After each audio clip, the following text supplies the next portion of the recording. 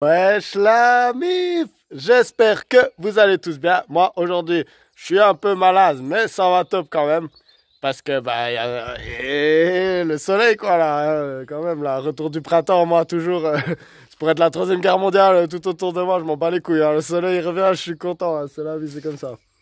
Aujourd'hui, on continue l'exploration des principes d'archétype de Carl Jung. Je voulais vous parler d'un archétype qui est extrêmement répandu, c'est celui du prince charmant.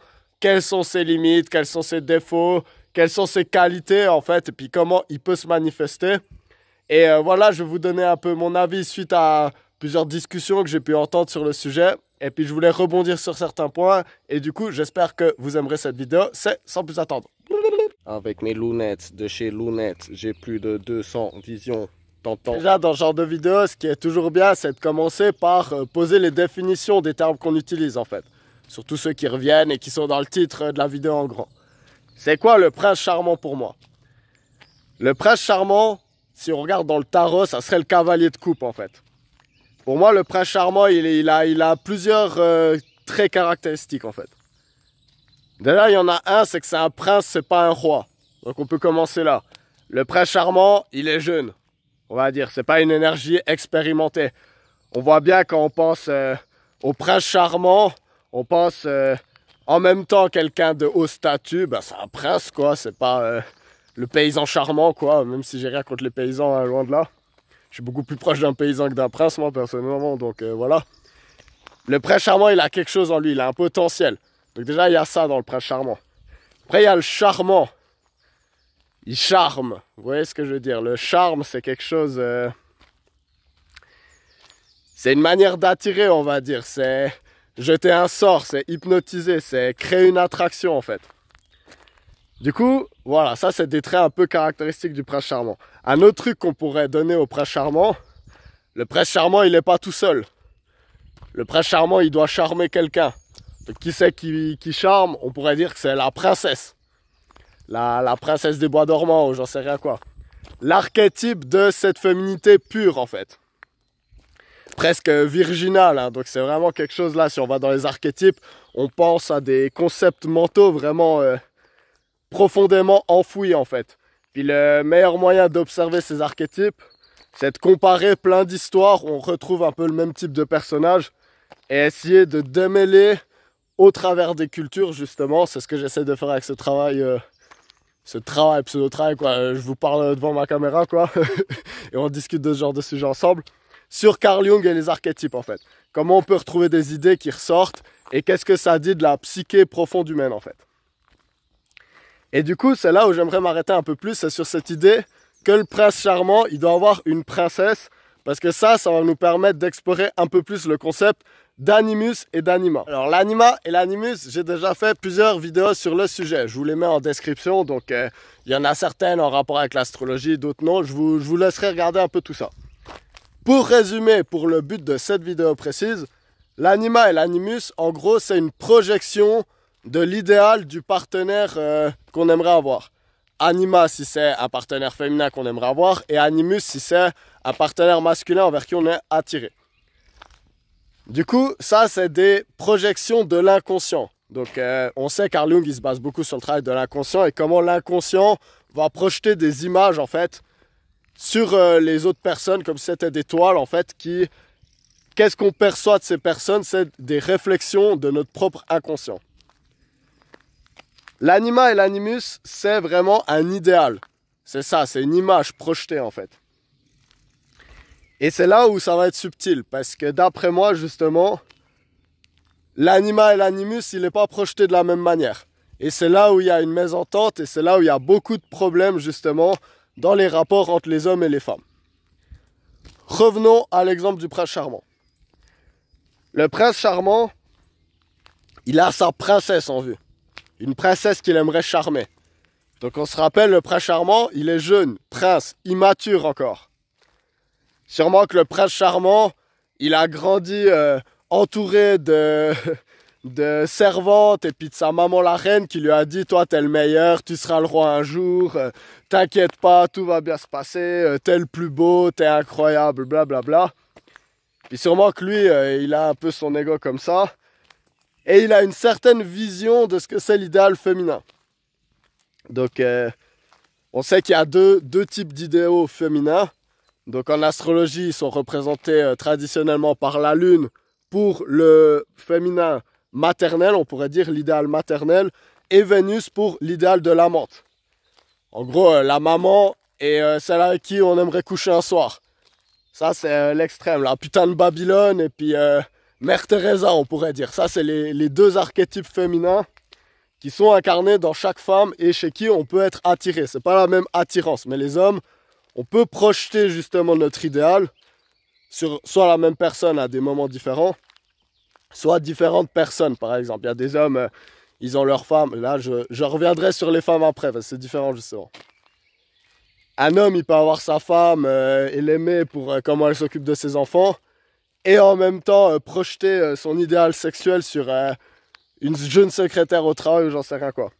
Là, on va mettre la morale de côté, est-ce que c'est bien ou pas bien. Là, je dis juste l'observation qu'il y a dans cette différence qu'il peut y avoir justement entre ces deux archétypes. Moi, si on va sauter les étapes, je pense que le mieux, c'est justement de trouver un partenaire qui peut répondre à ces deux choses en même temps, comme ça on n'a pas besoin d'être attiré par des autres personnes.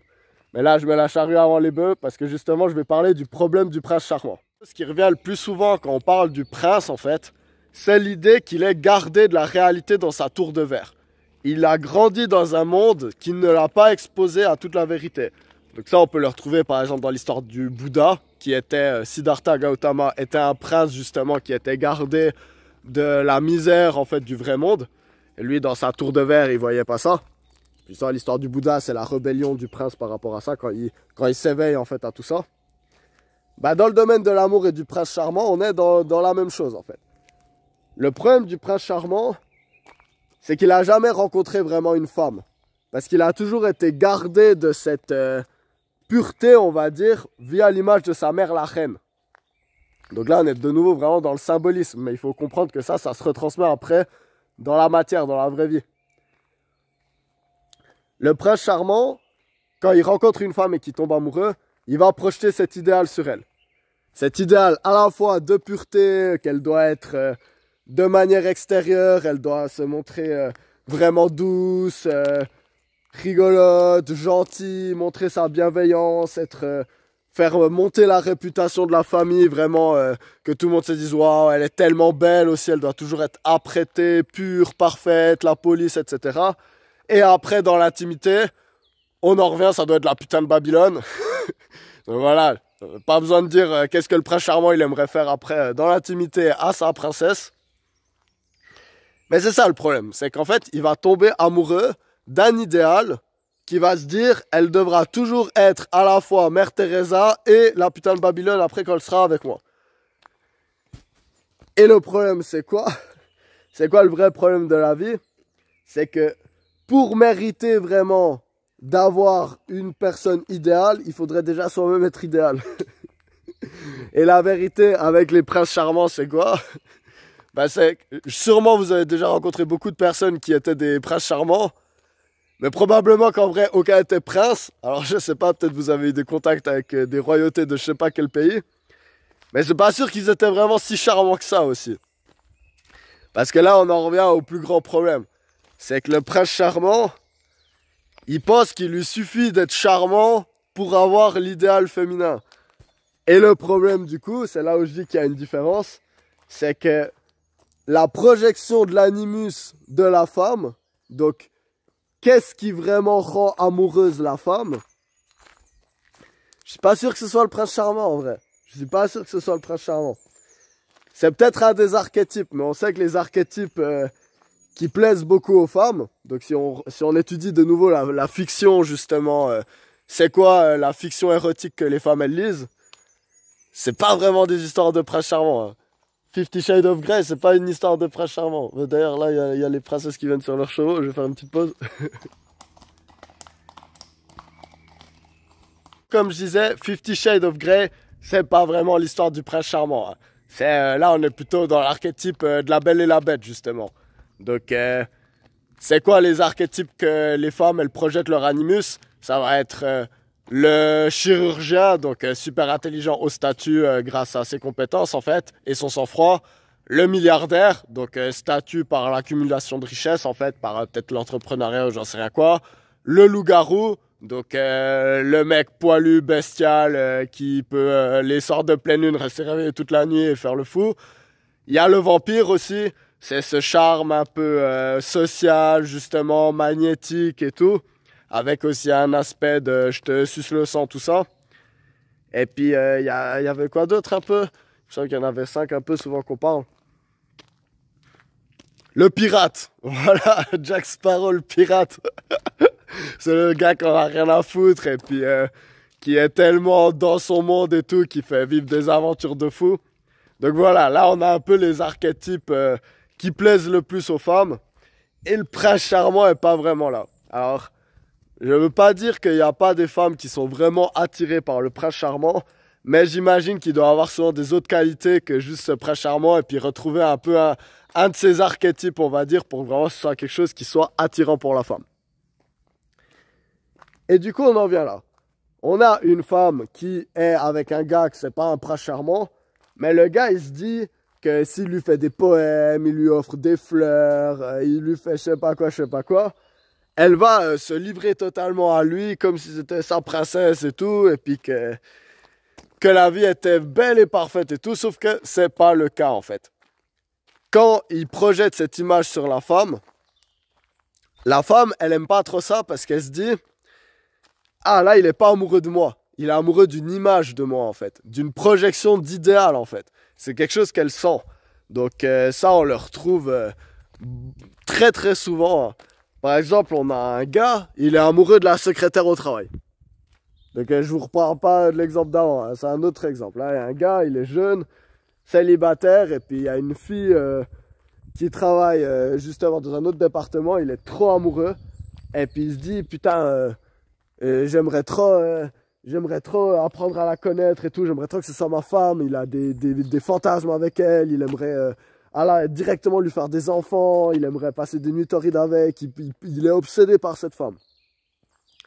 Et peut-être vous pensez que ça arrive pas trop, mais ça, c'est vraiment courant. Hein. Des mecs qui sont amoureux à fond d'une femme à qui ils ont jamais parlé, ou peut-être parce qu'une fois elle lui a dit salut dans l'ascenseur ou j'en sais rien quoi. C'est vraiment courant. Et du coup, le mec, il va faire quoi? Pour la Saint-Valentin, il va lui offrir des fleurs. Il va lui envoyer un méga bouquet de fleurs avec un poème. Tu es le plus grand amour de ma vie, blablabla. Les fleurs sont tellement... tu es belle comme une fleur, je sais pas quoi. Il va commencer à faire un truc vraiment surromantique. Parce que c'est comme ça qu'il aimerait que la meuf, elle tombe amoureuse de lui. Lui, il se dit, je vais être vraiment super gentil parce que ça, je sais faire. Et puis comme ça, j'aurai après cette relation de prince charmant avec la princesse. Et ça, il y a un mec sur YouTube, Léo des Philogènes, donc shout out à lui. Je vous mettrai la vidéo dans la description, mais c'est une vidéo qui m'avait aussi beaucoup fait penser à ce sujet. Et d'ailleurs, beaucoup me fait remettre en question, parce qu'évidemment, comme souvent, quand je parle de ce genre de sujet, c'est parce que moi-même, j'ai pu expérimenter... ce genre de problème et tout, c'est pour ça que je me permets de parler un peu des limites de ce genre de comportement en fait. Léo, lui, il parle de poète narcissique. Justement, il se dit, je vais être tellement romantique en fait, qu'elle va tomber sous mon charme. C'est là, je trouve, l'aspect malsain du prince charmant, justement. Parce que du coup, la meuf, elle va recevoir ça, le poème, les fleurs, l'invitation, je sais pas quoi, viens avec moi, passer une semaine, peut-être pas à Bali ou j'en sais rien quoi, parce que voilà, ça me mettrait peut-être même le doute, tu vois, mais... je sais pas quoi, vraiment, est-ce que tu veux passer la Saint-Valentin avec moi? Puis la meuf, elle voit ça, elle est là, genre, mais j'ai jamais parlé à ce type, je suis même pas sûr si c'est le gars de l'autre département, là. Elle va se dire quoi, la meuf? Elle va se dire... Putain, mais le gars, il me connaît même pas. Il offre des fleurs et un resto à quelqu'un qu'il connaît même pas. Alors, est-ce qu'il y a peut-être certaines personnes qui pourraient être attirées par un comportement tellement, on va dire, pulsionnel, magnétique et tout? Peut-être, hein. Moi, j'ai vu des filles qui aimaient bien ce genre de truc. Mais ce que j'ai quand même remarqué avec le temps... si vous voulez manger avec une meuf, vous avez meilleur temps d'aller lui dire hey, salut, ça va, je suis de l'autre département, on s'est déjà croisé dans l'ascenseur, je t'ai souvent vu, bah, je me demandais, tu viens d'où, ça va, blablabla, bah bien, on boit un café une fois, une pause ensemble. Mais là, tu poses, je sais pas, tu parles, tu deviens pote avec, et puis t'apprends à la connaître en fait. Et une fois que tu la connais un peu mieux, tu te dis, ah bah vas-y, ça te dit, on va manger un truc une fois. Et puis c'est là où je pense que la... Surtout je dis ça, la plupart des filles à qui j'ai pu parler, ah ouais mais toi comment t'aimerais que quelqu'un il vienne te parler et tout, bah c'est souvent ce qu'elles disent, hein. J'aimerais que ça se fasse naturel quoi, qu'ils me disent un peu salut ça va, peut-être ouais il faut qu'il y ait un peu une sorte de magnétisme on va dire, peut-être ça va pas être 100% anodin, peut-être on va laisser un peu comprendre qu'il y a peut-être quelque chose, mais en tout cas...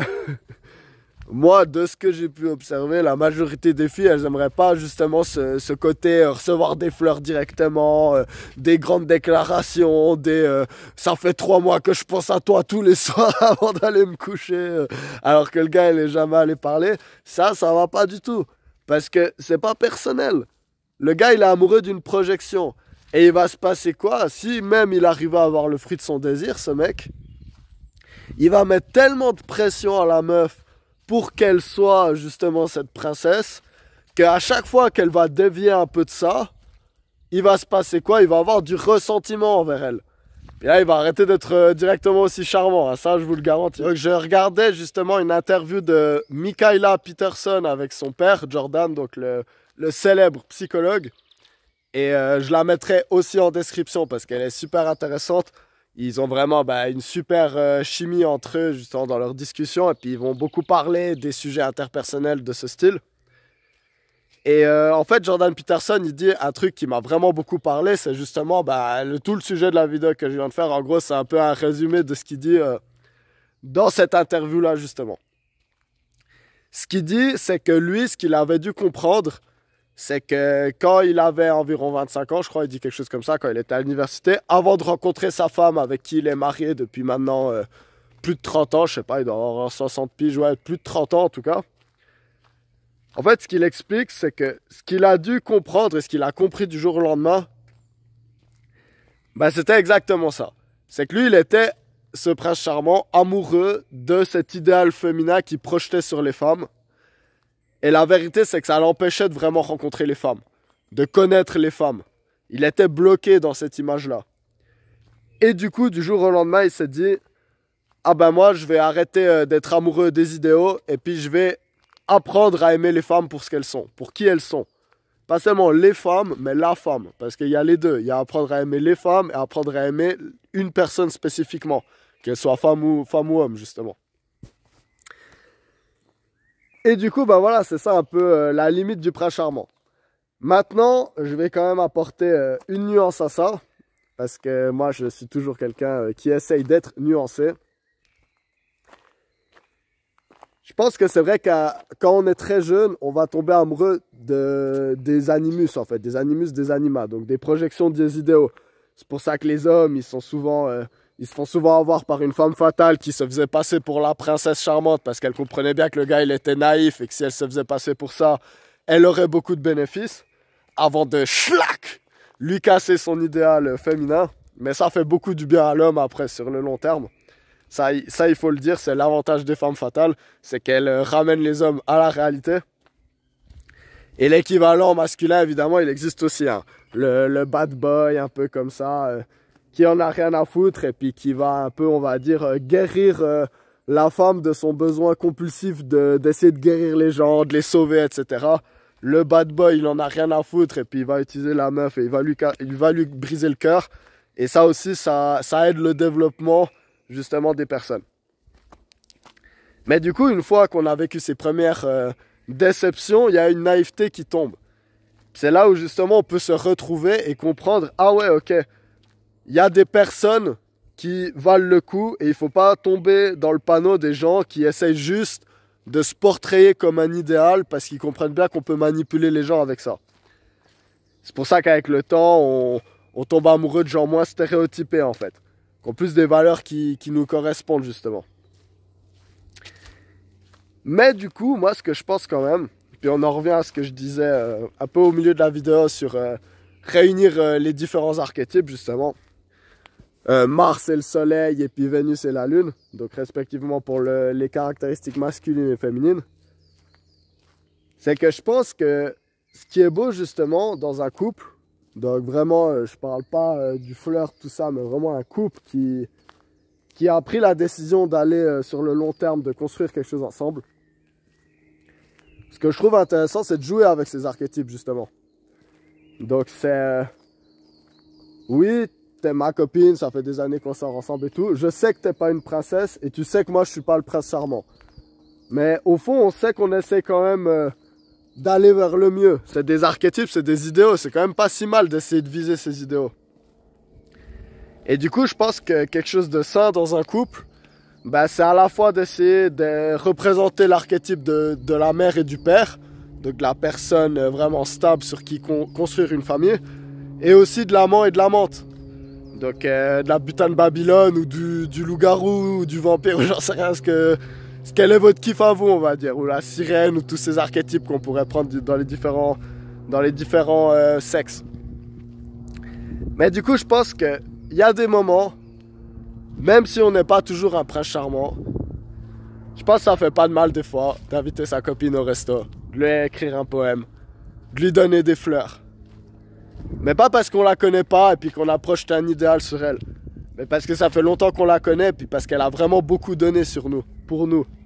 Puis pareil de l'autre côté, hein, pour vous mesdames avec vos copains. Je pense que le romantisme c'est important. Et que si c'est vrai qu'il faut pas le donner à n'importe qui sans connaître les personnes et puis justement en faisant cette projection d'un idéal que l'autre personne est... c'est pas vraiment elle, c'est pas elle qu'on fait un cadeau, on fait un cadeau à une image dans notre tête. Je pense quand même que ça fait du bien de temps en temps de mettre le costume du prince charmant, de mettre le costume de la princesse, de mettre le costume du loup-garou, de la sirène ou de j'en sais rien quoi. Et de jouer avec ces archétypes parce qu'au final, c'est quand même quelque chose qui nous fait raisonner.